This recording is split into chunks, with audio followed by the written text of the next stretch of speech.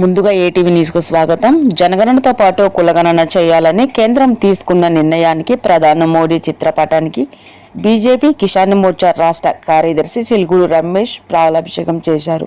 ప్రధానమంత్రి మోడీ కేంద్రం క్యాబినెట్కి ధన్యవాదాలు తెలిపారు.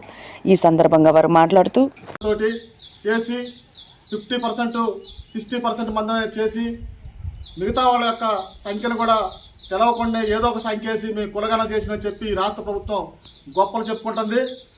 మోడీ గారు మనకి దాదాపు 10 ఏళ్ల క్రితమే బీసీకి సంబంధించిన బీసీల యొక్క పార్లమెంట్లో కూడా ప్రవేశపెట్టి ఆ రోజున చేయడం జరిగింది.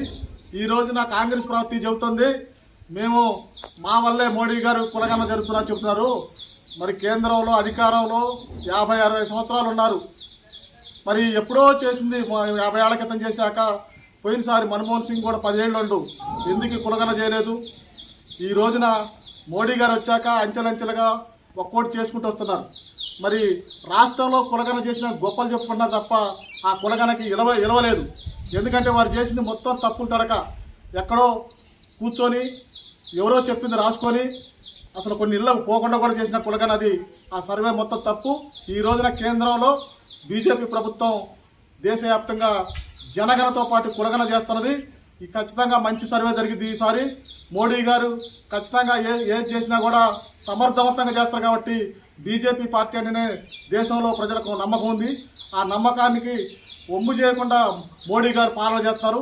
ఇప్పుడు ఖచ్చితంగా కులగణన చేస్తామంటున్నారు జనగణనతో పాటు. దానికి మేము మోడీ గారిని అభినందిస్తూ కేంద్ర ప్రభుత్వాన్ని అభినందిస్తూ ఈ రోజున మోడీ గారికి పాలాభిషేకం చేయడం జరిగినది. కావున మోడీ గారిని భారతీయ జనతా పార్టీ జుల్లుపాడు మండల కమిటీ నుంచి అందరం కూడా అభినందిస్తూ ఈరోజు పాలాభిషేకం చేస్తున్నాం.